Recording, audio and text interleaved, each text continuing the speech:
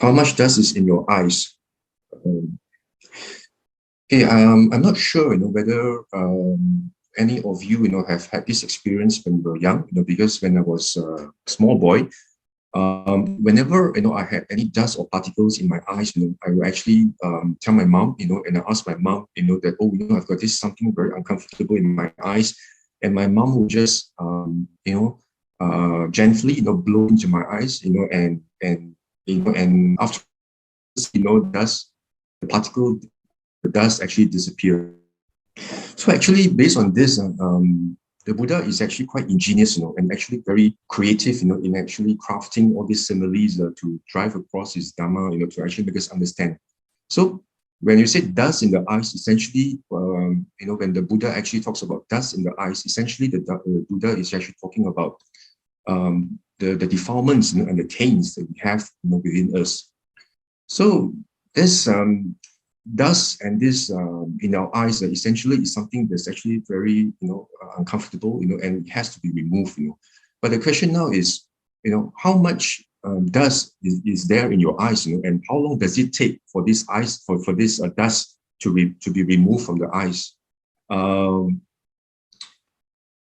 Of course, there have been people who actually say that, because the true Dhamma, is actually on the decline now, and true Dhamma has been adulterated, by a lot of, Dhamma that's actually not based on the Buddha's teaching, the Dhamma contrary to the Buddha's teaching. And because of this, the Dhamma declining age, what people nowadays call it, it's very difficult to attain liberation, or even difficult to attain a stream entry, like, the previous talk I mentioned about. A lot of people actually hold this opinion. It's very difficult to attain stream entry, and very difficult, what more to speak about, true liberation from samsara. And, and some people hold this view that, perhaps it's not possible during this lifetime, that we are able to remove dust from our eyes. That's one spectrum of view. And of course, the other spectrum of view says that, no, if you actually read the Sutta, there are disciples or people, who have entry or even, full liberation, by just listening to what the Buddha actually utters, just a few brief stanzas, from the Dhamma, and this person immediately, just clicks in him, and, the Dhamma eye arises in him, and therefore, and not just stream entry, I think there were some disciples who actually became arhants, just by listening to the Buddha's brief instruction, there and then. So then, of course, the other spectrum says that, it's because of this, it's not necessary to meditate, gaining liberation is just by attending a lot of talks, and if you attend as many talks as you can, and somehow it just clicks in you, and and that liberation, or what they call the Dhamma Abhisamaya, the penetration to Dhamma suddenly arises.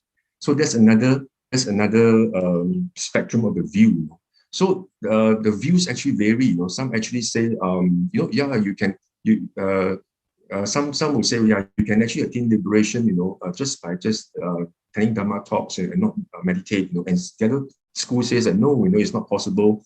Maybe I'll just have to wait until my next life, perhaps when the next Buddha, the Buddha Metteyya comes, then maybe I'll try to do a lot of good, and then be able to meet Buddha, Metteyya Buddha. To be born, in a favorable conditions, to be able to the next Buddha, and from there, perhaps I can just listen to his talk, and then and gain liberation. So the question now is, how much dust is there in your eyes right now, and how fast can we remove this dust? Is of course something that's actually open to a lot of different views. The objective of my talk today is actually to share with you, what the Buddha actually says about this in the Pali Canon, and maybe we can draw some insights and inspirations from this, from the Sutta. Okay, firstly, I'll just share with you this in the Sutta, right? The Buddha actually makes various references to dust. When he talks about dust, the Buddha actually uses this reference to dust, in quite a number of suttas. One of this is actually from Samyutta Nikaya 4.5, where the Buddha is, is actually exhorting, and encouraging the bhikkhus, to actually go forth, and to spread the Dhamma, the good Dhamma, for the welfare of happiness of human and devas. So the Buddha tells the bhikkhus, for the welfare of the multitude and happiness of the multitude, and out of compassion for the happiness of devas,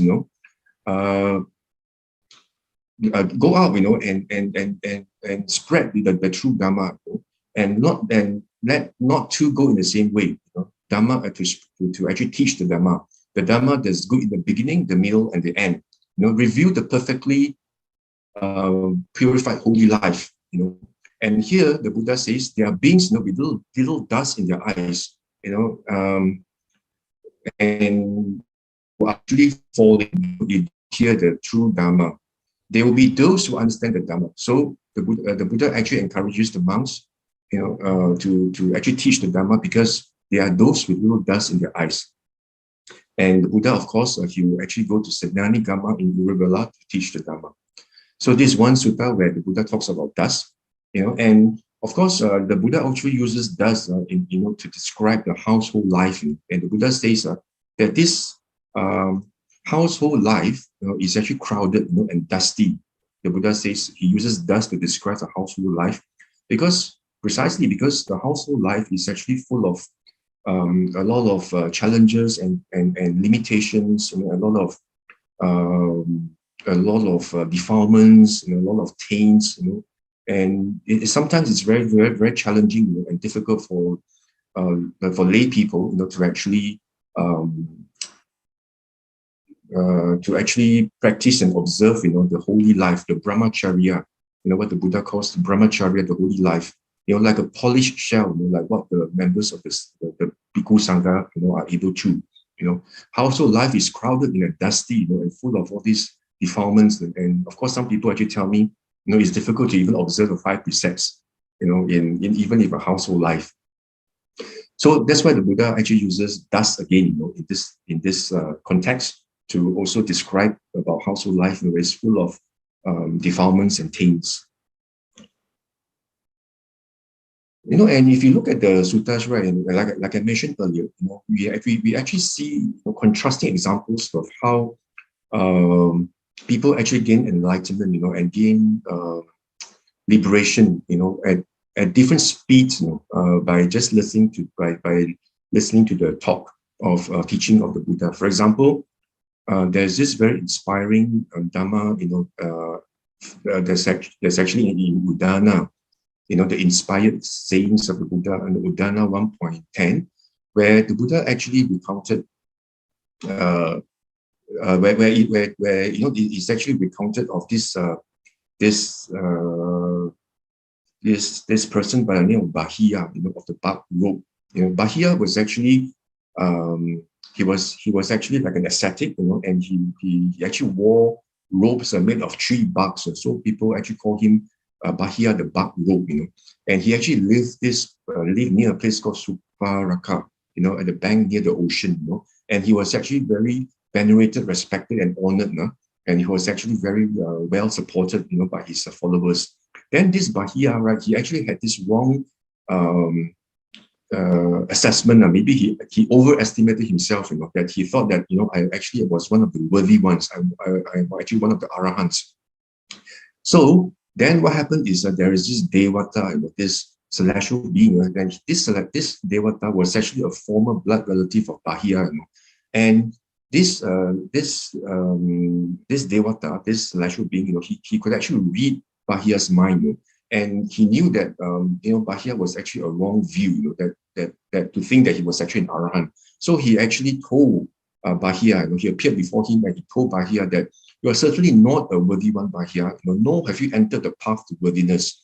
The practice of yours is not one where you could be a worthy one, And he actually told Bahia that no, you are not an arahant yet, In that and he actually told Bahia, that there was actually this Sama Sambuddha, this perfectly self-awakened Buddha, who was actually in Savatthi, and you should actually travel to meet him. So this Bahia, upon listening to him, he actually traveled all the way, from this, from where he was to Savatthi. And I think in the commentary, it was mentioned that Devas actually helped him to travel, such a long distance within a night. And when he met the Buddha, right, Buddha was actually on his arms round, in the town. And when he met the Buddha, he was so impatient, he quickly asked the Buddha, so Buddha, can you please tell me, a brief teaching of the Dhamma so that, I'll be able to practice, and realize the Dhamma. So the Buddha told him, no, Bahia, this is not the right time. I'm actually in my rounds, collecting alms. Perhaps after this, I could teach you. Then Bahia said, no, blessed one, who knows, what will happen to you or me? Our lives are so uncertain. How sure are we that you or me will be alive after this? So he kept on beseeching the Buddha, to teach him. Then he again asked the Buddha second time, can you please teach me a Dhamma? And second time the Buddha refused. And then the third time when he asked again, then the Buddha actually told him, taught him a Dhamma very briefly. He told Bahia, you should train yourself in this way. What is seen, there must only be what is seen. What is heard, there must only be what is heard. And what is sensed, there must only be what is sensed. And what is cognized, there must only be what is cognized. And that is the way you should train yourself, And what is so miraculous is the sutta says through the Blessed One's such a brief teaching, just a few stanzas, Bahia of the bark robe's mind immediately on the spot was immediately freed from all the asavas, all the taints and pollutants. And he actually attained arahantship, right on the spot after listening to what the Buddha actually tells him. And after the Buddha gave the advice, the Buddha actually just went away, And after that, what the sutta actually says that this Bhakya, after that, he was actually being killed by a cow with a young calf, And of course, the monks actually asked the Blessed One, what happened to Bahia? Then the Buddha says Bahia has been completely emancipated. The Buddha says monks completely emancipated or liberated is Bahia of the bark robe. So from here, this sutta is quite amazing, right? That by just listening to the Buddha's just a brief teaching, just a few stanzas, this Bahia was able to attain liberation right there on the spot. Not just stream entry, actually became an arahant straight away. So that is actually something very inspiring, just by listening, so which means that this Bahia had very little dust in his eyes, and he could remove it on the spot instantaneously.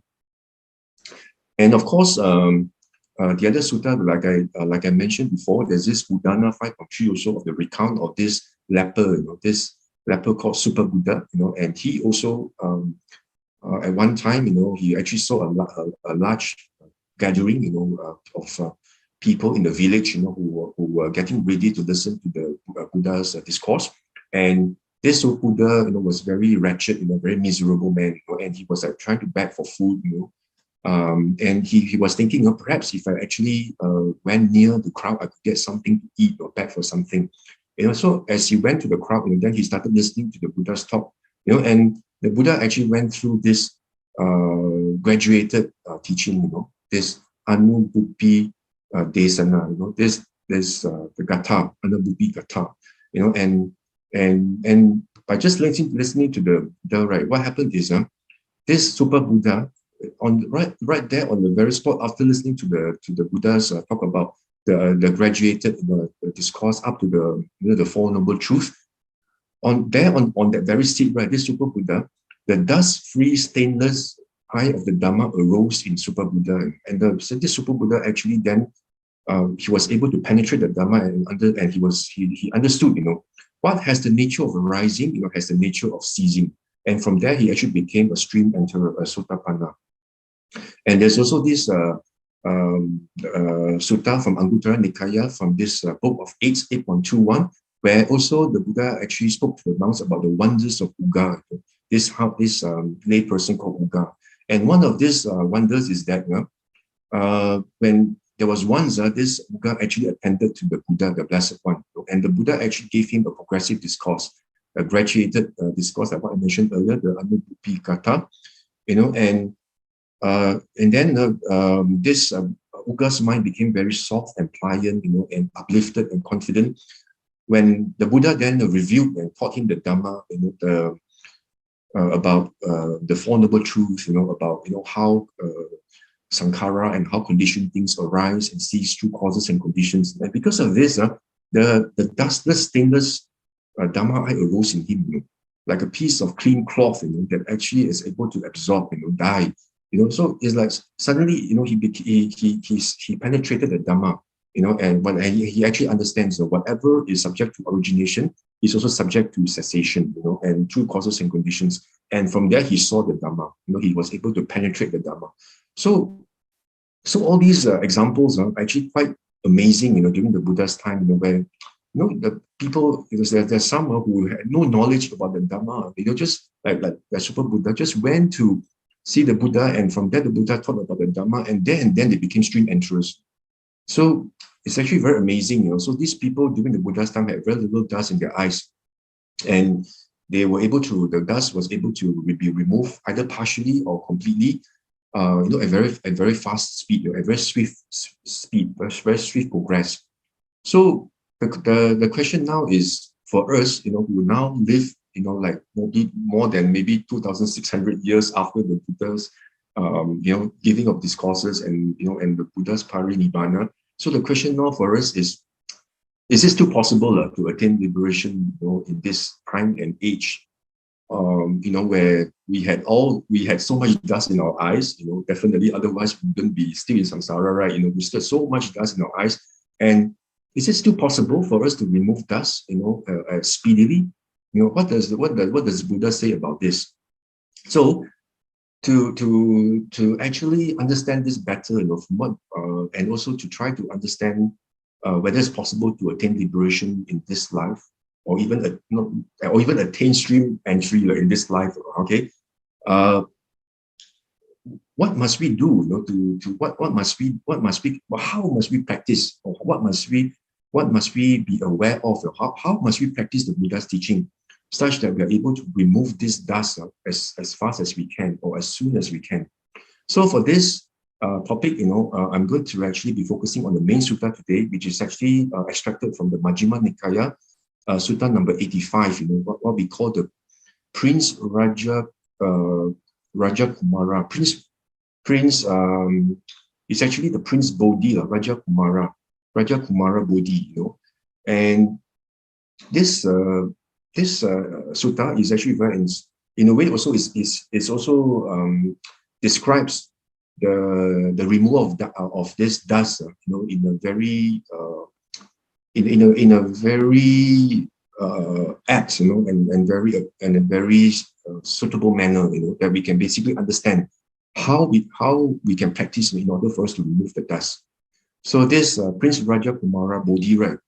Okay, he was actually a prince, and at that time, when this in this sutta setting, at that time, the Blessed One, he was actually staying in the land of the Bhagas on the Crocodile Hill, in the deer park at Ghatikara Loo.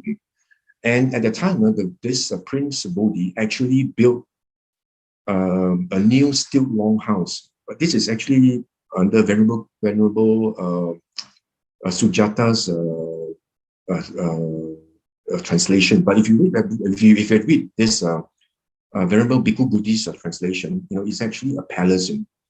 So, but for this translation, it's actually called a stilt long house, but it's actually a palace.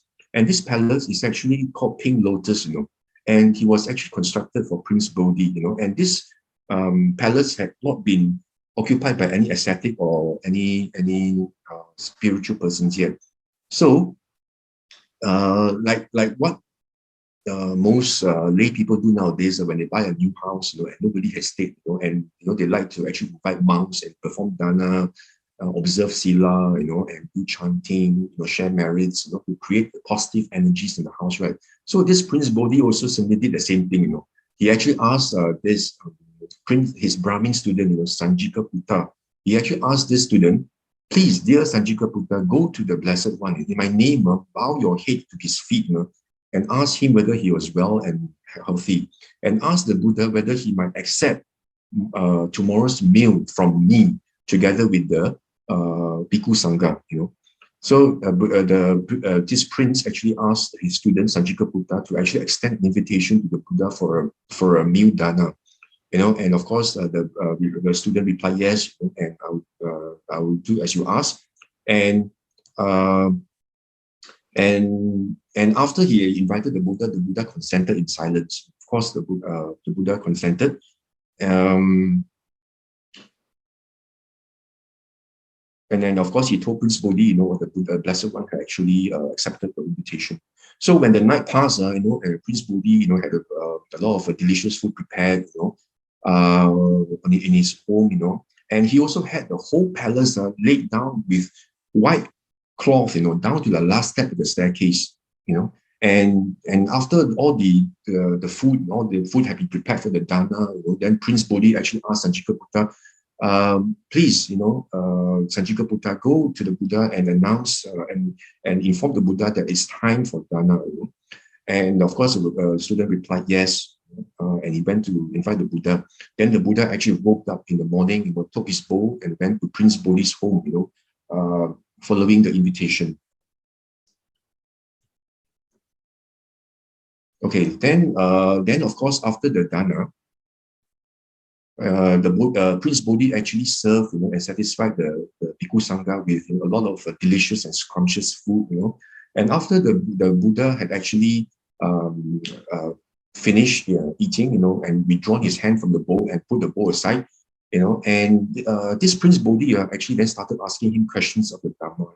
Then he actually asked the Buddha, he said, this is what I think, he tells the Buddha, this is what I think. This Prince Bodhi says, pleasure is not gained through pleasure. Pleasure is gained through pain, And then, of course, the Buddha, tells him, all whatever he went through, to actually convince this Prince Bodhi, that pleasure does not come from pain, because at that time, a lot of the Brahmins believe, that this asceticism, and by torturing yourself is a way to liberation.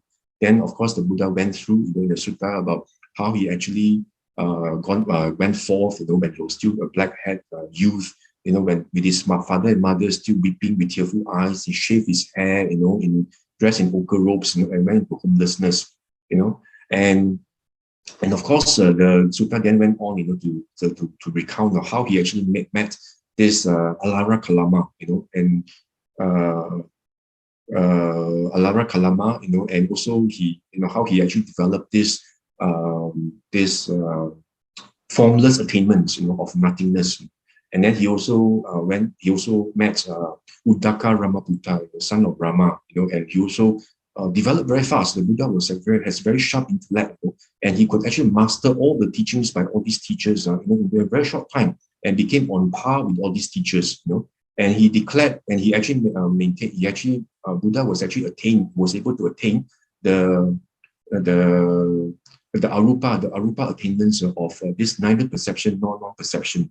But the Buddha was still not satisfied, because he knew all these do not lead to dispassion or cessation or awakening or insight, because these are all still within the spheres of becoming, and they're still not satisfactory.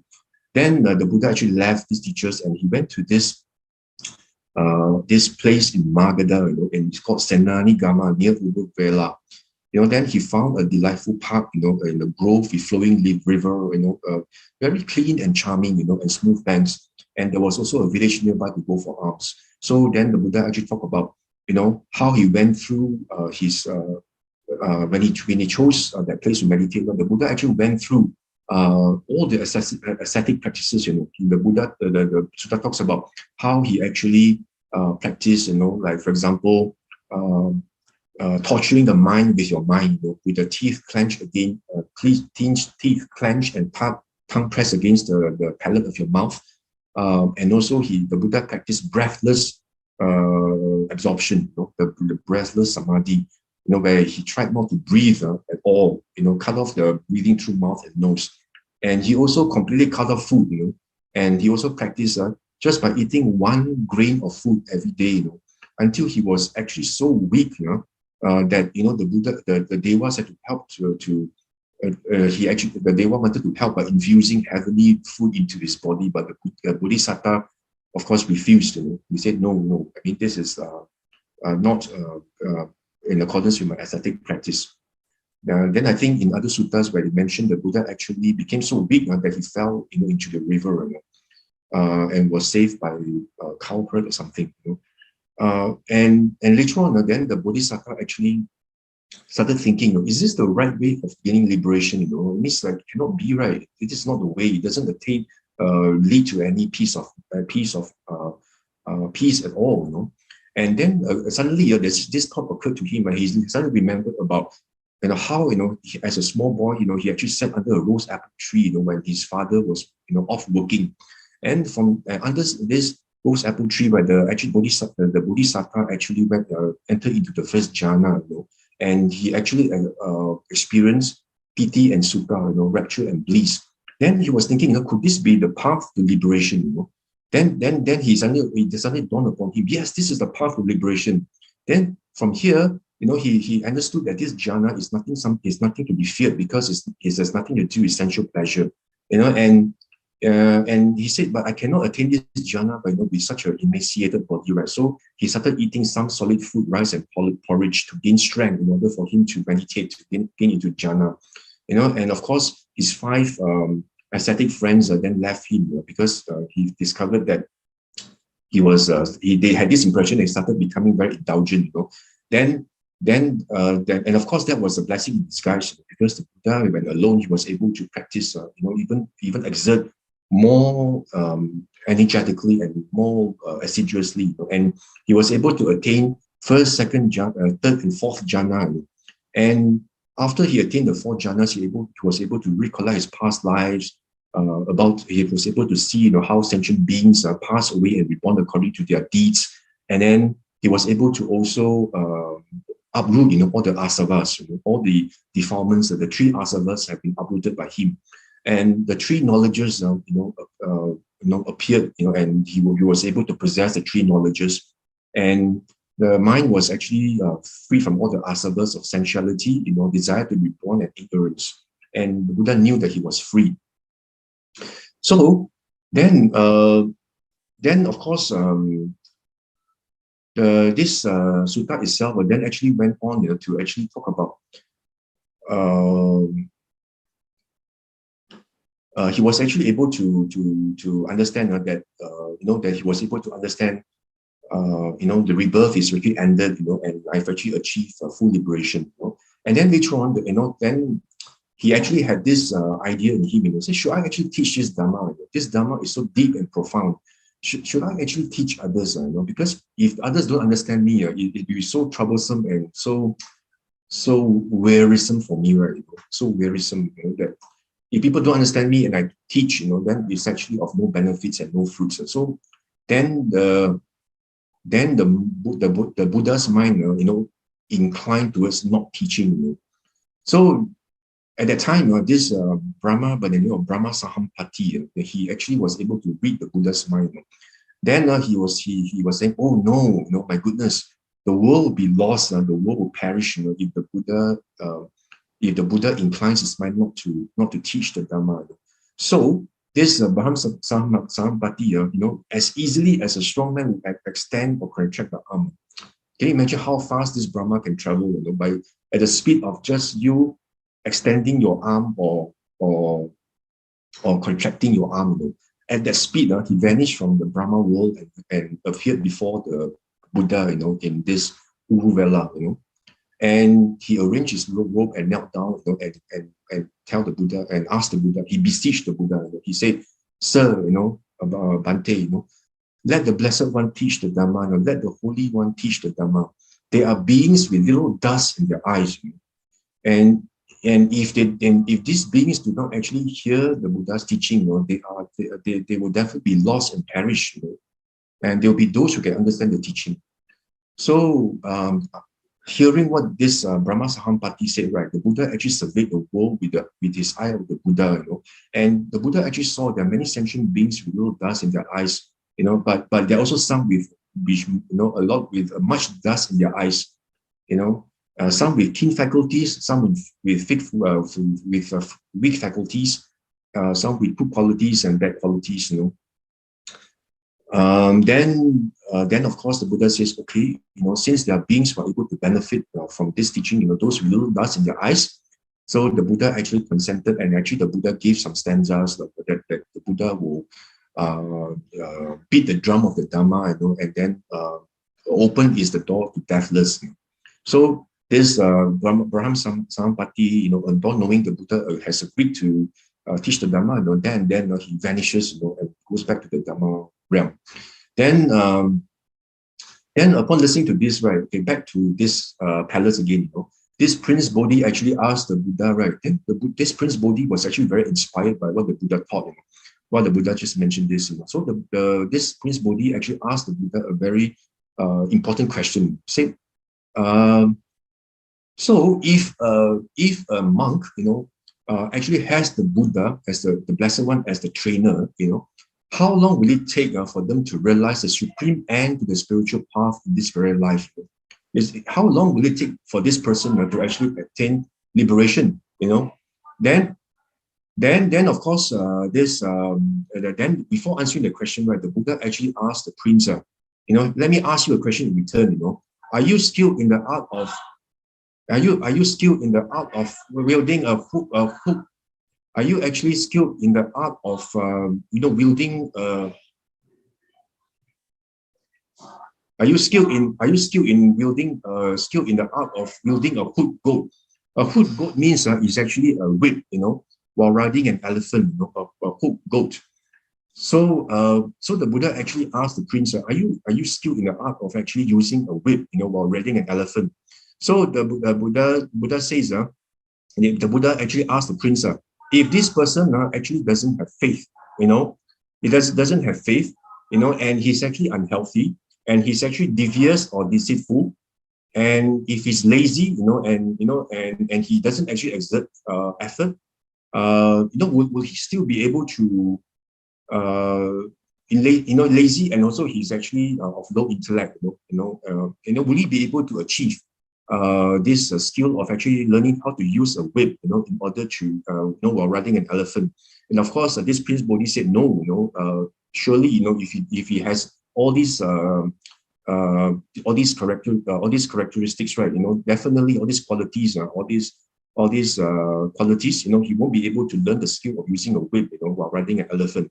So the Buddha says that in the same way, Prince, there are these 5 factors that support meditation, for one to be liberated, So the Buddha actually tells the prince that if this noble disciple has faith in the Buddha, full enlightenment, and he actually has strong faith that the Buddha, is a perfectly self-awakened one, like what we chanted earlier, the Itipiso, Bhagava, Arahant, all the 9 qualities of the Buddha, if you actually have faith in this, and if this person is rarely unwell or ill, he's actually very strong health, and he said he's good digestive system, he's able to look after his wealth, he eats in moderation, he doesn't overeat, and he looks after himself well, so he's able to meditate well as well. And this person is not devious or deceitful, he's very honest to his teacher, and he tells the teacher exactly where, his stage of meditation is, and he's also very truthful, and of course he also upholds his sila very well, and this person also, is full of energy, is very energetic, and and full of is always has very strong effort, to give up unskillful qualities and embrace skillful qualities, and also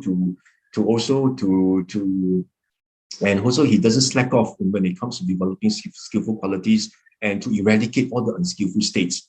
And this person is also wise, and he has the wisdom of seeing the true penetrative Dhamma that the Buddha has taught about, how conditioned things of sankhara actually arise and pass, through causes and conditions, and he's able to penetrate this, and this wisdom actually leads to the complete ending of suffering.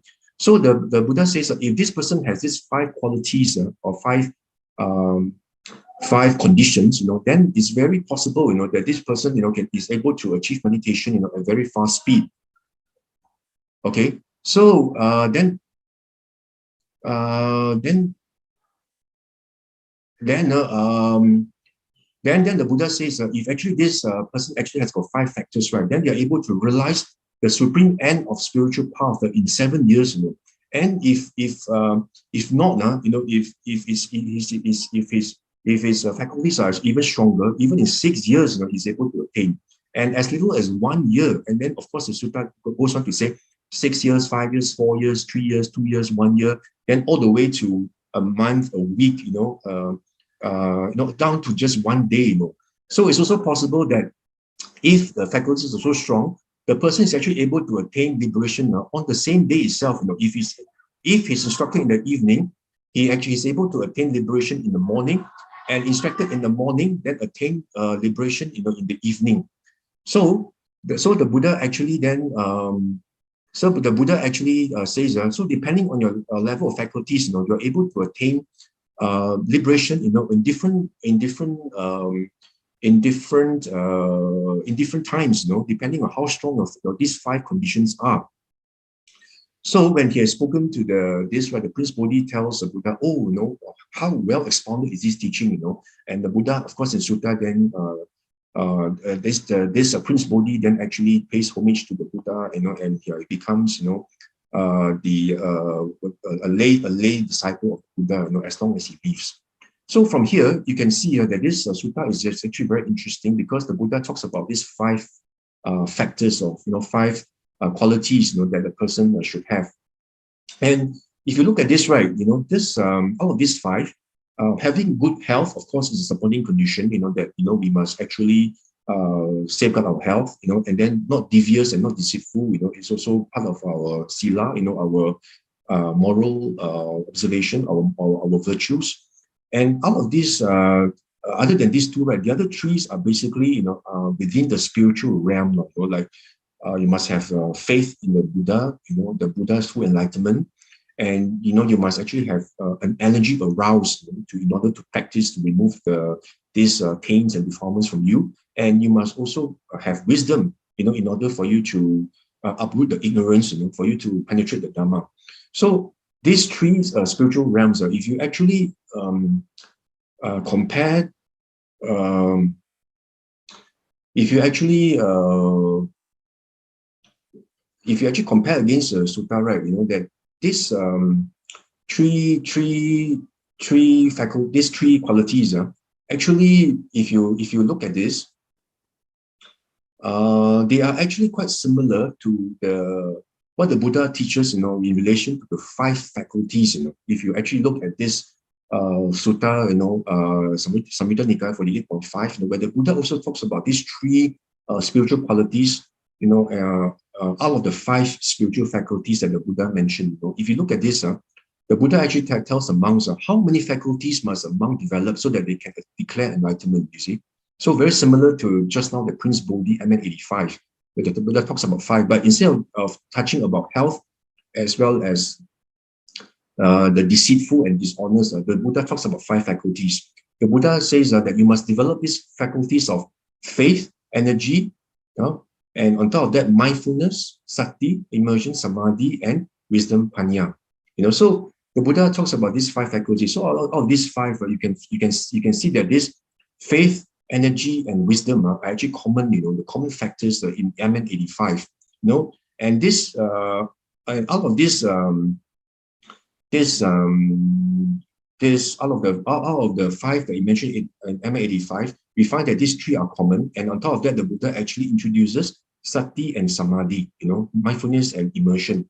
And the reason why the Buddha introduces this sati and samadhi, if you read at other suttas, you can sort of piece everything together, why sati and samadhi is important, and which lead to these 5 faculties. Let me bring you back to this sutta on AN 4.170, where there was this sutta about Venerable Ananda, declaring to the monks that he tells the monks, say, friends, whoever monk or nun declares the attainment of arahantship in my presence, they do it by means of one of the 4 paths.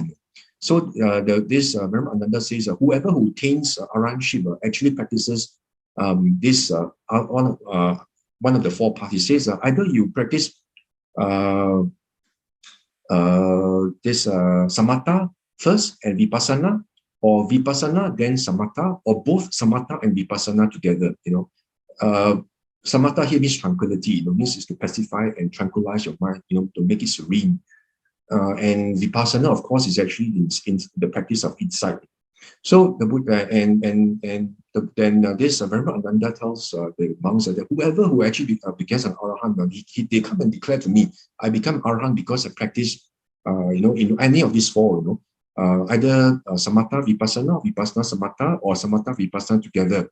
And the fourth one, is where the mind is, is actually restless concerning the Dhamma, and from there, they actually penetrate the Dhamma. So out of these four paths, right, you can see that this samatha and vipassana, are actually crucial, for us to attain some wisdom. That's why in just now the sutta where the Buddha talks about wisdom in the five faculties, right? To get wisdom, you must actually have sati as well as samadhi, because sati itself, actually you must have sati in order for you to gain samadhi. Otherwise, if you without sati, you can never get the sort of one-placeness of mind in you. You can never get the unification of mind. So that's why this sati samadhi is actually important for you to actually to attain, to practice samatha. And then from there, samatha, then of course there's wisdom, where we can practice vipassana, to actually gain wisdom. So that's why this sati and samadhi, are actually important for samatha and vipassana. That's why, and of course, in this, oops, sorry. That's why you just now, when I mentioned to you about when I mentioned to you about this five spiritual faculties, right? I actually spoke about the five spiritual faculties here. So that also includes sati and samadhi. And of course, in this AN 10.54, the Buddha again also highlights, for one who actually wants to attain wisdom, right, you must attain internal tranquility as well as insight. You must practice both in order to attain wisdom. So you must have samatha and vipassana. Again, this is actually highlighted again in AN 10.54. So, like I mentioned before, the Buddha actually talks about these five faculties as a way to attain enlightenment. And this is actually very similar, mirrors the MN 85. And again, in this Samyutta Nikaya 43.8, the Buddha tells the bhikkhus that this, and he asks the bhikkhu, what bhikkhu is a path leading to the unconditioned, path leading to liberation into out of samsara, to unconditioned, to nibbana. The Buddha says that the path leading to nibbana is the five spiritual faculties. So again, we can see how important these five spiritual faculties are, in removing dust from our eyes. And again, in Samyutta Nikaya, this 45.155, again, the Buddha actually talks about, if the bhikkhu cultivates the Noble Eightfold Path, then the five spiritual faculties go to fulfillment by development. So when you practice the Noble Eightfold Path, right? So because of that, because of the practice of the Noble Eightfold Path, the five spiritual faculties also go to fulfillment. So again, this is actually emphasized by the Blessed One, and this is actually the five spiritual faculties are actually they are actually part of the 37 Bodhi Pakya Dhamma, the 37 aids to enlightenment.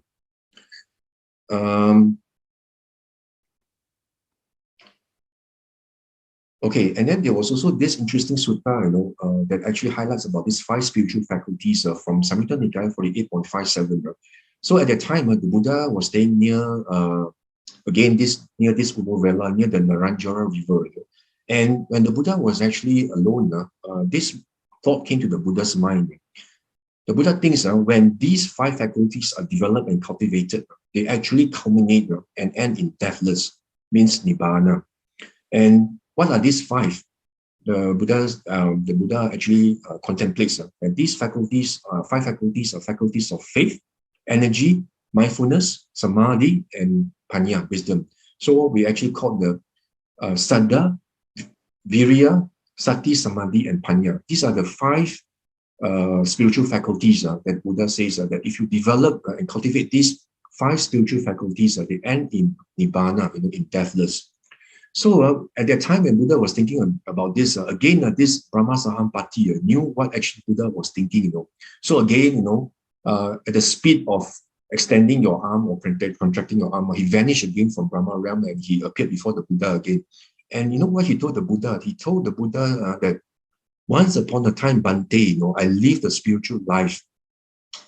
He was actually a monk, under the fully awakened Buddha Kassapa, before Gautama Buddha was actually Buddha Kassapa. So at the time, this Brahma Sahampati was actually a monk, practicing under Buddha Kassapa. And at that time, he was actually known as a Bhikkhu Sahaka. He was actually a Bhikkhu called Sahaka under Buddha Kassapa. And this Brahma Sahampati told Gautama Buddha that, because he developed and cultivated these same 5 spiritual faculties, I lost desire for sensual pleasures. And when my body broke up, I was reborn in the Brahma realm, in the formless realm as a Brahma, And in the Brahma realm itself, his name is Brahma Sahampati. So from here, we can see how important these 5 spiritual faculties are, for your spiritual development. Because even for Brahma Sahampati, because he practiced these 5 spiritual faculties, he was able to overcome sensual pleasure, and he was out of the sensual realms, and he became a Brahma, in the form realm. And again, in this sutta itself, from Samyutta Nikaya, SN 48.54, again, the Buddha actually again highlights the importance of these 5 spiritual faculties. The Buddha actually gave a simile about the jungle creatures. All the footprints of the jungle creatures are all they're all combined and converge into the elephant's footprint, because the elephant's footprint is the chief of all the animals' footprints. So he said, by virtue of this simile, the Buddha is actually very good at giving similes. He says, because of this, the faculty of wisdom is reckoned as the chief with regard to attainment of enlightenment. Of all these faculty, the faculty of wisdom is actually the chief, because wisdom is the one that is able to cut through, all the ignorance, all the asavas that lead to all the ignorance, right? This wisdom itself is the key. You must develop wisdom in order for you to attain liberation, the different stages of enlightenment. And the Buddha says, what are these elements that conduce to enlightenment? Again, the Buddha actually highlights faculty of faith, the faculties of energy, mindfulness, concentration, and wisdom. Again, the Buddha talks about the saddha, the virya, the sati, samadhi, and panya. So again, we must memorize these 5 spiritual faculties of saddha, virya, sati, samadhi, and panya. And Buddha says these are the 5 faculties that conduce to enlightenment. And again, in this Samyutta Nikaya 48.14, again the Buddha talks about, if somebody who has actually fulfilled these 5 spiritual faculties, right, the person is actually a perfected one, an arahant. An arahant is somebody who has really completely fulfilled all these 5 faculties. But if they are weaker than that, means that your 5 spiritual faculties are not so strong, still need development and weak, then you are a non-returner, an anagami. If still weaker than that, then you are once returner, a sakadagami. If still weaker than that, then you are a stream enterer. If you're still weaker than that, then you are just a follower of a teaching, a Dhamma-inspired. If still much weaker than that, then you are followed by faith, a Saddha-inspired. This Dhamma-inspired and Saddha-inspired, they haven't attained stream entry yet, but they are already on the path to stream entry. As I mentioned in my Dhamma talks before, they are already Aryas, but they haven't actually attained. They have not known and seen the Dhamma yet. But they have contemplated, and have strong faith in the Buddha, and they will attain stream entry before the end of their lives, in the current lives. So this is what the Buddha says. So you can see here, the Buddha says, where you are at the stage of liberation depends on how developed, and how cultivated you are, in respect of the 5 faculties. So we can see that these 5 faculties are very important to remove your dust from your eyes. And how fast you can remove your dust of your eyes is entirely dependent on yourself. If you're able to put in the effort, more dust is removed. If you don't put in effort, more dust is removed. If you put in partial effort, of course, partial dust is removed. That's why the Buddha says, monks, if you practice partially, you succeed partially. If you practice fully, you succeed fully. So that's how it is. The world is very fair. You get served what you deserve. So that's how it is. The Buddha says 5 faculties, are paramount. They're important. Again, in this Samyutta Nikaya 48, 7.66 again, the Buddha says, if you actually practice these 5 faculties, these 7 fruits and benefits can be expected. What 7? You attain liberation in this life, or if not, then you attain earlier on in this life. Early means before your death, you attain liberation. Otherwise, you attain liberation just at the time of death. Then, if not, if not, you are still able to only uproot the 5 lower factors, then you become an anagami. Then depending on your 5 spiritual faculties, you are reborn at different realms of the anagami, where they are reborn, the pure abodes. Depending, you're either the Buddha had different categories for this. One life and the next, upon landing, without extra effort, with extra effort, or you head upstream, going to Akanita realm, So all this because of the 5 spiritual faculties, the Buddha says. So we can see how important these 5 spiritual faculties are, to remove your dust. So again, this sutta, again, I highlight to you what the Buddha again emphasized about 5 spiritual faculties ending their defilements. Is also you can read it from here. And the 5 5 spiritual faculties. So then what are these 5 spiritual faculties actually? The next question we ask ourselves is, what are these 5 spiritual faculties?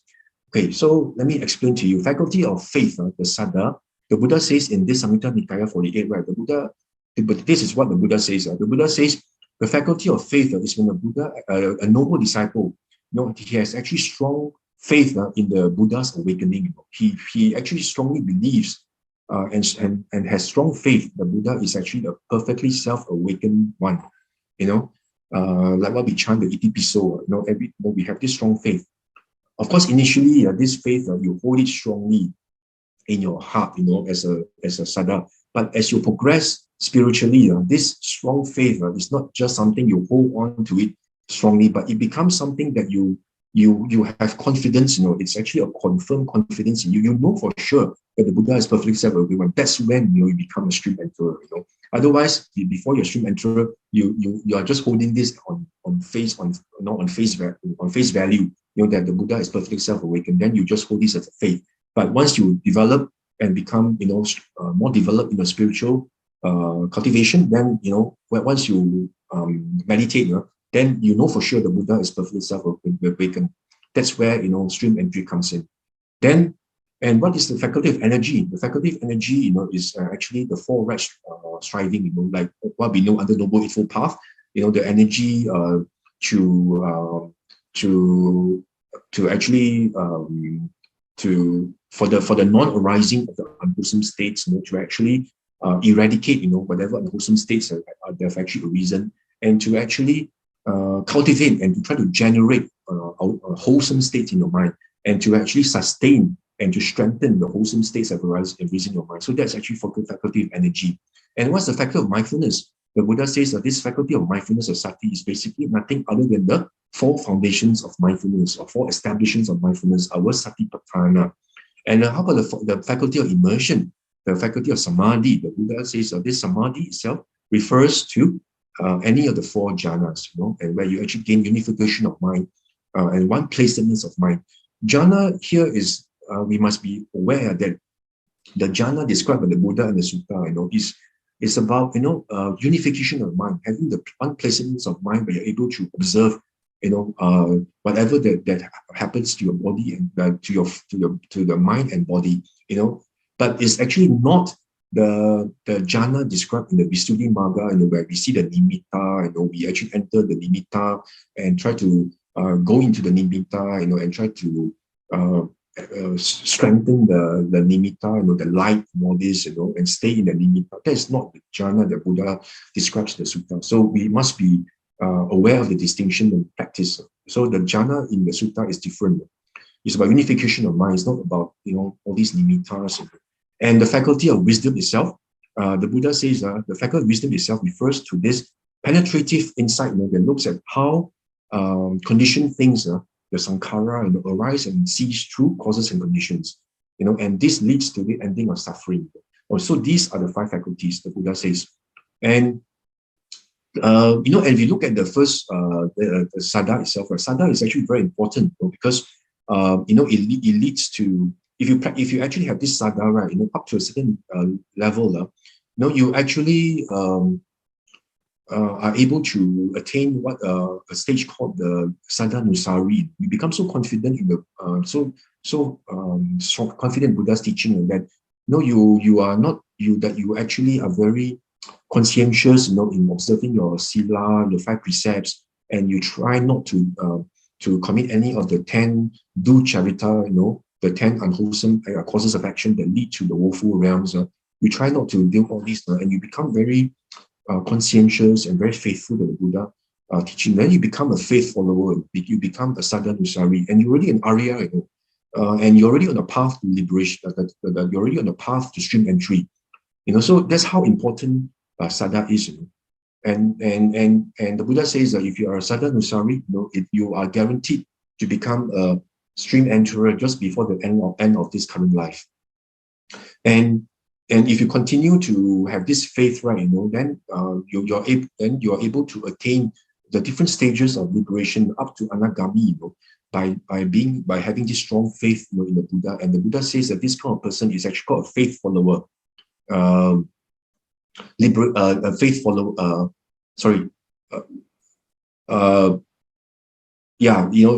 You're actually somebody. Sorry, this is not a faith follower. Is the saddha nusari. But if you continue to practice, then you become actually a person liberated by faith. So up to the stage of anagami, the Buddha says that if you actually become a faith follower, because you have strong faith, then if you are liberated by faith is somebody who is really fully liberated. So in this case, in the case we practice from you continue onwards, you become a faith follower. Means that you are actually up to the stage of anagami, and you are not an arahant yet, but you still have got defilements that you have not actually destroyed yet, not uprooted yet, but you are called a faith follower, because the faculty of faith is actually very strong in you. And the Buddha says that this person is actually a faith follower, means not an arahant yet, An arahant, if he's a strong faith as a faculty, then he's actually liberated by faith. But this person is not liberated yet. He has still taints to be destroyed, and he's actually called a faith follower. And up to the stage of anagami. So that's why the faith is actually very important. It's something. If somebody is actually a very strong faculty, for somebody to cultivate. And of course, like I mentioned before, once you actually become very strong, in your faith, then once you continue, from a saddha nusari, then you become a stream enterer. Then your faith in the Dhamma, become Buddha Dhamma Sangha becomes very we can say unshakable, but it's actually verified confidence. It's a verified confidence because you have actually seen the Dhamma. You know and see the true Dhamma, the Dhamma. You have penetrated Dhamma, and the Dhamma has arisen in you. That's why the confidence become verified. It's not something that you just hold on face value, but it becomes verified. That's why the Buddha says this confirmed experiential faith is actually what we call the avijja pasada. It's actually it's confirmed experiential because you know and see the Dhamma for yourself, through personal experience and through verification. Because you have practiced the way the Buddha has taught, and you're able to know and see the Dhamma. So the Buddha says that this faith is so important. In this Iti Vuttaka, right, in 3.90, the Buddha says that those who have faith in the Buddha has faith in the foremost, and then the results will be foremost. those who have faith in the Dharma have faith in the foremost. And those with faith in the foremost, the result is foremost. And those with faith in the Sangha have faith in the foremost, and the result will be foremost as well. So we are indeed very fortunate because we have faith in the Buddha, Dhamma, Sangha, and we have faith in the foremost, the Buddha says, and the benefit and the result will be foremost as well. And next, I move on to about this effort, like I mentioned, the second faculty of striving or effort, basically we are referring to this four striving, about the wholesome, unwholesome states, where you try to eradicate the unwholesome, and also to enhance, and strengthen the wholesome, And next, I would like to talk about, the mindfulness, the sati part, which is actually very important. That the Buddha actually mentions in 48.10 about this mindfulness, and the Buddha actually asks, what is the faculty of mindfulness? About what is the faculty of sati? So again, we see here the faculty of sati itself. The Buddha actually talks about the four foundations of mindfulness. This is how you practice the faculty of sati. The Buddha says that you must actually contemplate the body, the feelings, the mind, and also the mind, the phenomena, or what we call the Dhamma, the phenomena, or some people they call it mind objects, the phenomena. So the Buddha says you must actually practice this. You practice these four foundations of mindfulness, this satipatthana, in order to strengthen and sharpen your this faculty of sati. And if you look at this satipatthana, right, you find that it's actually very the Buddha is actually very ingenious, to actually teach the four satipatthana, because it flows very naturally, because you look at it, you practice by first of all looking at the contemplating the body, right, then followed by the feelings, then the mind and the mind objects. You'll find that it's actually very, very, very, it flows very beautifully, because first of all, you look at the body, means you actually establish yourself by putting your sati, your mindfulness, on your body itself, means on the five sense doors, right? Because whenever you go, you try to be mindful and put your sati on your five sense door. For example, your eye, being mindful of the objects, the form, the ear, being mindful of the sound, the nose being mindful of the smell, the tongue being mindful of the taste, and the body being mindful, of the tactile sensations, And of course, you also being mind, you also be, that is the body, So which means you anchor your sati, on the mind, on the body itself. That is the first part of satipatthana, right? It's actually very logical. So after you anchor on your body, then of course, then you are very mindful, like how your mind actually reacts. Then after that, you actually also become, then your sati, you also then anchor your sati onto the mind and also the mind objects. How your mind reacts to all the sense objects that come to your body, to your six sense bases, right? For example, like when you see something, you find that, it's very pleasant. Then you find that, pleasant feeling arises in you, And then if you see something that's unpleasant, like for example, somebody say something unkind to you, unpleasant about you, then naturally the unpleasant feeling arises in you. It's very natural. So then you see how you react to the sense objects. Then you contemplate the feelings, the Vedana part of it, right? Whether it's unpleasant, or neutral. Then once this unpleasant arises in you, then very naturally, if it's something that's very, if it's an unpleasant feeling, then you find that this the defilements will arise in you. The greed, the lobha, dosa, moha, will actually arise in you.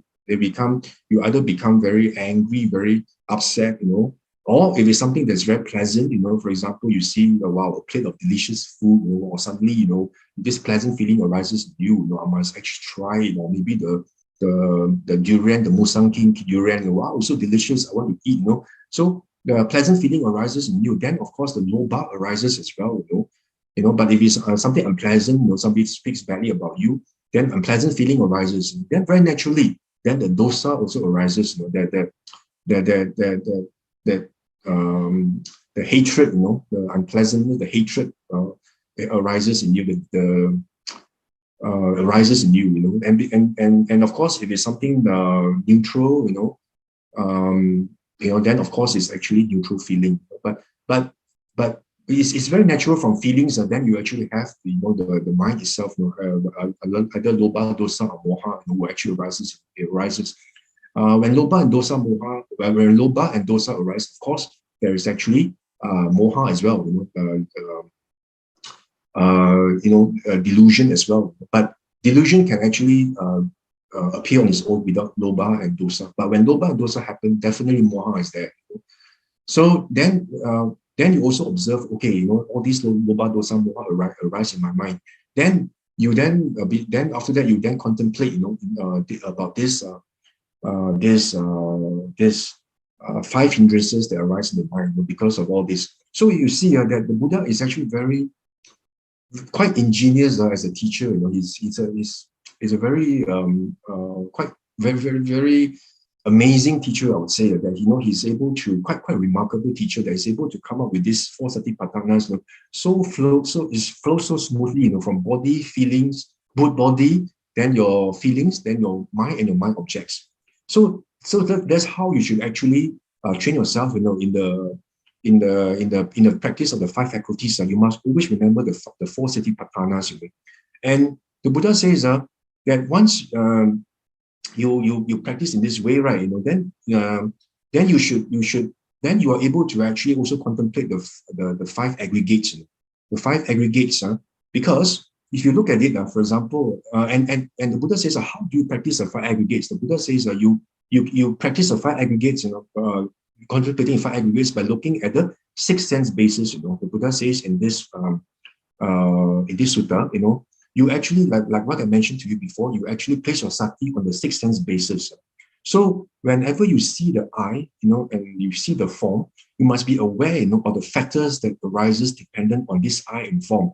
For example, like I mentioned to you, I see, for example, this Musang King durian, or maybe something very delicious. Wow, I want to eat, then you find that loba arises, right? So you see, eye and form, because of contact of this, consciousness arises, that this eye consciousness arises. Because of eye consciousness, the eye and this Musang King durian, then then the contact arises, right?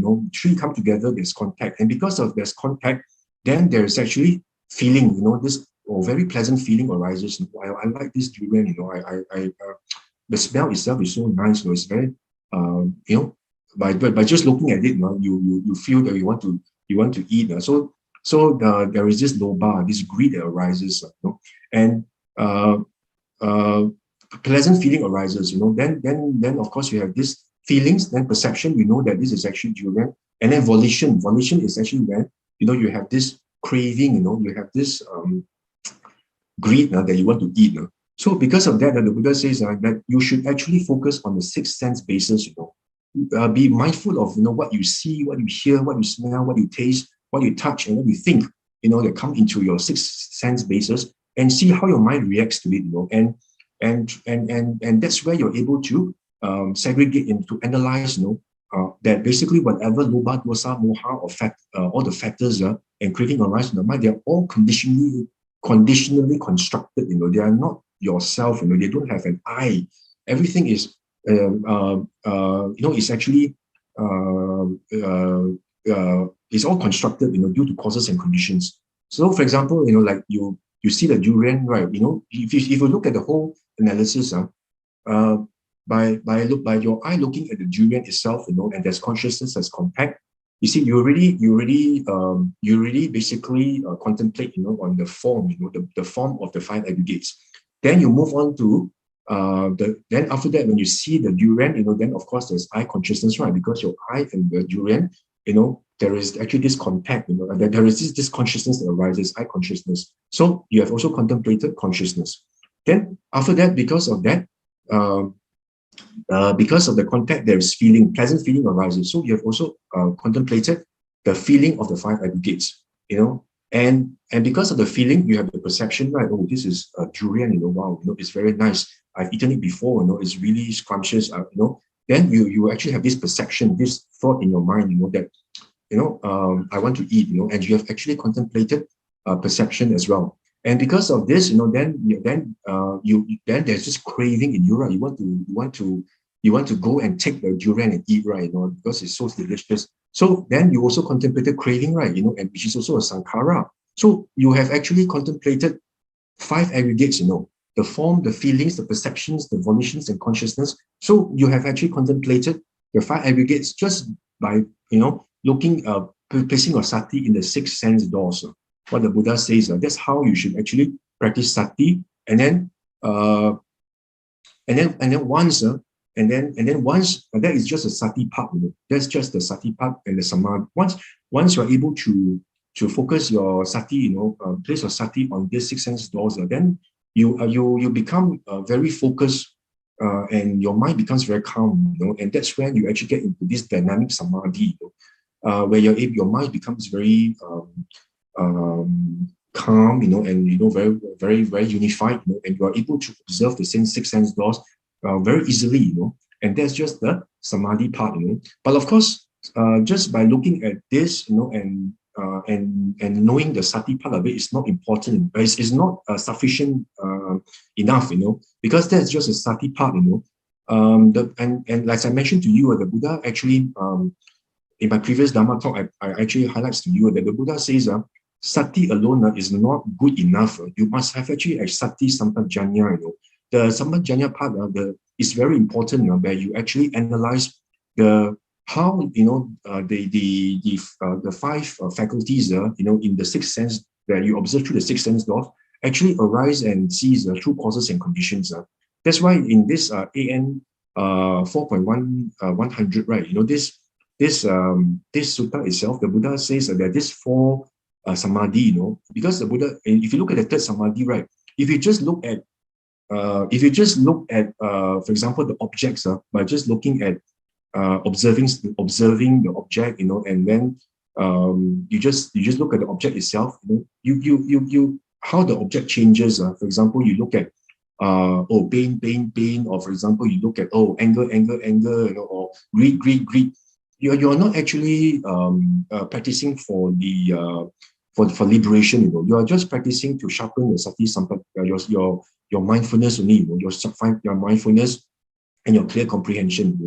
But if you want to actually practice to actually attain liberation, the Buddha says you must actually look at the causes and conditions of these 5 aggregates itself, how they arise and how they cease, through causes and conditions. You see, the Buddha says if you want to practice for liberation, you must see how the 5 aggregates actually arise, how they arise, how they originate, and how they pass away through causes and conditions, like what I show on the screen here.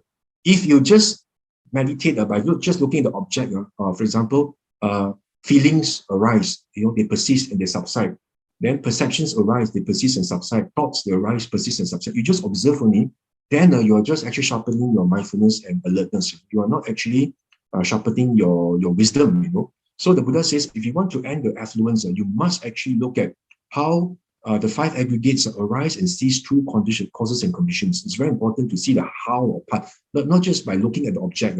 As I highlighted to you before, when you actually meditate, of course, initially you look at objects of meditation. For example, you observe the sound, you observe the smell, the taste, the touch.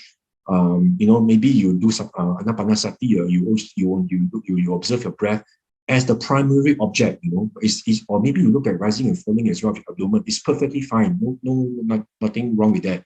But that is just your primary object, it's just it's actually to tranquilize your mind as part of the samatha practice. But once your mind becomes calm, you must withdraw your sati from the object to the subject itself. You must go into your mind and see how the mind reacts to these objects.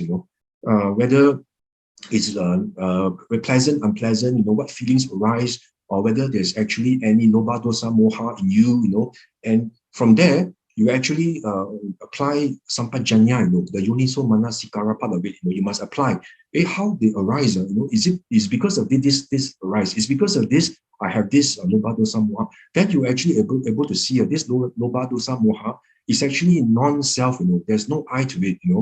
And there's no permanent I to this this loba dosa moha, and slowly you're able to uproot all this, because of your clinging to the I. And the Buddha says that the reason why we are ensnared in this samsara is because of we don't see the Four Noble Truths, and the First Noble Truth itself, we know that everything is subject to change, like the five aggregates, nothing is ever permanent, because there's no I to it, you may not get what you want, you may meet with people unpleasant circumstances, or you may get separated from those that from those dear to you, all these there's no I, but if in the Second Noble Truth itself, because of your craving, because of your craving for this something that is a permanent self of this I, you're still in this samsara, you keep on creating, the karmic energy, So the Second Noble Truth, because of this, you don't understand. That's why you keep on craving. So the Third Noble Truth is, liberation comes if you actually, or the suffering ceases when you actually give up the craving. Ending of craving itself is nibbana. And the Fourth Noble Truth is actually when you practice the Noble Eightfold Path, and of course the five spiritual faculties. So that's how you should practice, you see, not just by looking at objects, but try to see how your mind reacts to the objects. The mind, that's why the Buddha says the qualities of the Buddha is opanyayiko. That means it leads inwards. You shouldn't just meditate looking at objects, but look at how your mind reacts to these objects, and from there analyze, the causes and conditions that cause this, to see the non-self nature of all these sankharas. And that's how the Buddha says, when you see everything as non-self, that's where, suffering ends, the samsara ends, So, so the destruction of taints is actually for those who knows and sees, And the Buddha says, when you develop samadhi in this sutta, how do you develop samadhi? When you develop samadhi, that's when you are able to see the rising and cessation, of the five aggregates. That's how you actually are able to attain stream entry. That's how you should see. So again, all these suttas are basically to tell you, about the importance of looking at five aggregates. And this Majjhima Nikaya 148 on the 6 sets of 6, the Chakra Sutta, right? I really explained to you earlier about the 6 sense bases, how we should actually meditate, and place our attention to.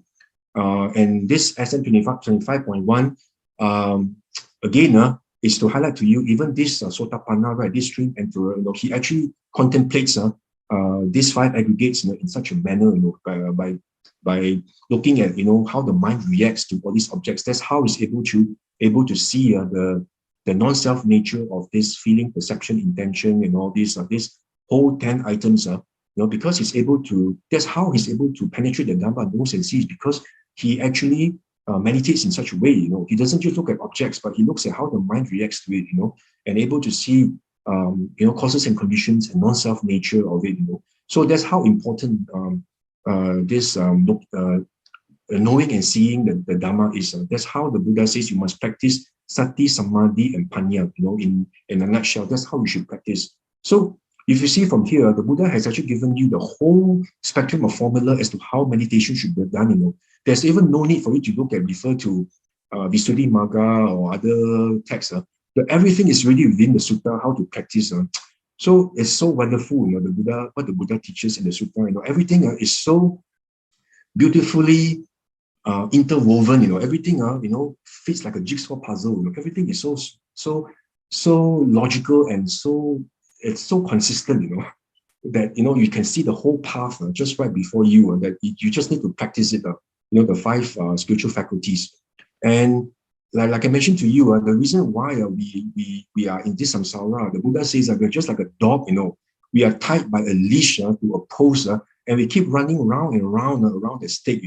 Why? Because we don't see the five aggregates as non-self. We cling to this non-self and cling to the five aggregates because we don't see the non-self, and we don't practice the right way. We keep on looking at objects, but we don't actually look at the subject.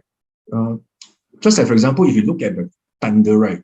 If the thunder, the lightning, for example, lightning, you see lightning, then you see, oh, lightning is there. Then after that, lightning disappears. So you see, oh, lightning appears and then persists and disappears.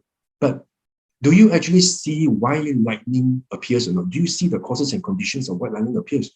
No, you cannot see. You can only see it's there, it disappears. So if you just look at object, you cannot see the non-self nature, and you haven't seen the true essence of Dharma yet, And that's why the Buddha says, you must always withdraw your mind and into your mind, and see how the mind reacts. That's where you're able to see the non-self nature.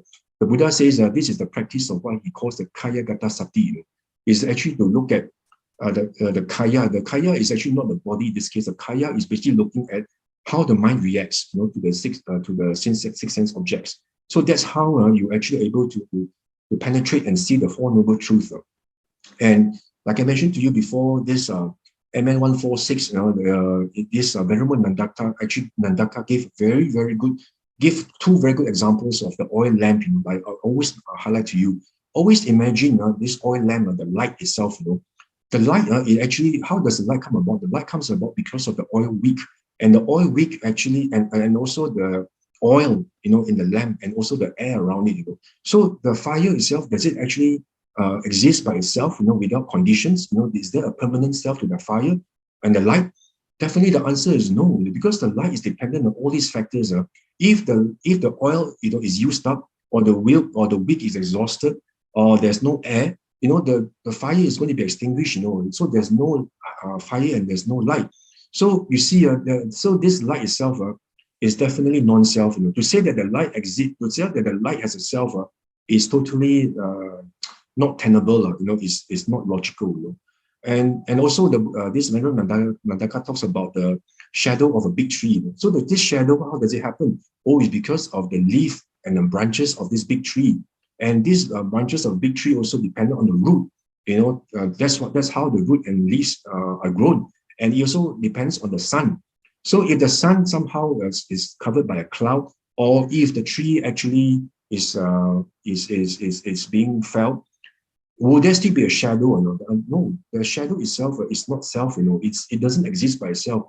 The shadow happens because of causes and conditions, because of the leaves and because of the tree trunk and the root and also the sunlight, and because of this, the shadow is there. But once these conditions are there, straight away the shadow disappears. So that's how non-self it is. All these conditioned phenomena, they are so unreliable, they are so not dependable. That's what the Buddha calls them a boil, a dart, something that cannot be dependent, disease, So you shouldn't even depend on that. So once you see all these, then you are able to penetrate Dhamma and see the Dhamma. That's why the Buddha says that when you meditate, you shouldn't just look at the anicca part of it. A lot of meditators say, we just look at the anicca, the impermanent, that's good enough. But if you look at it, you just look at the lightning.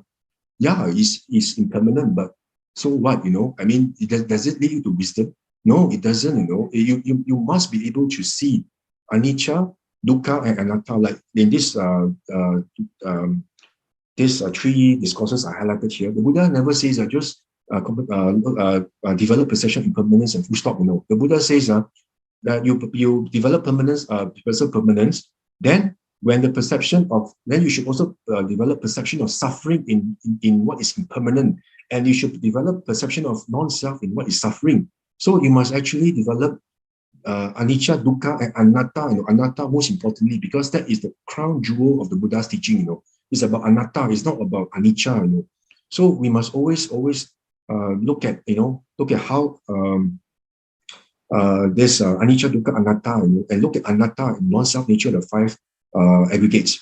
And if you look at this, by how important watching your mind is, if you look at SM 35.152, this Atinoko Pariyayo Sutta, right? Is there a criterion? The Buddha says, if you're able to watch your mind and see, by just watching your mind to see whether lobha, dosa, moha arises in your mind, or lobha, dosa, moha are absent from your mind, you are able to attain arahantship. That's what the Buddha says, by just watching your mind. So watching the mind is very important. Don't just look at the object, but look and watch your mind. So basically,